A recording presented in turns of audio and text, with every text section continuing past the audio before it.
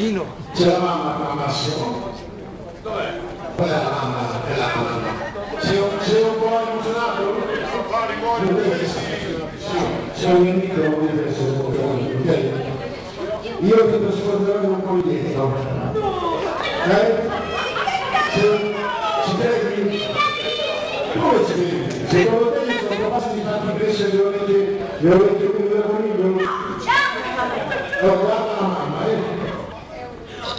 almeno con questa gara, ma guarda che la petta immagine che c'ho. Massimo è un po' emozionato. Uno, due, adesso domani mattina ti crescono le orecchie con quello, cosa dici? E facciamo crescere la mamma domani mattina, devono far crescere uno di questi qui. Ah, lo scelgo uno di loro? No. Non si può, tu guarda sempre la mamma che non succede niente perché facciamo una bella foto adesso.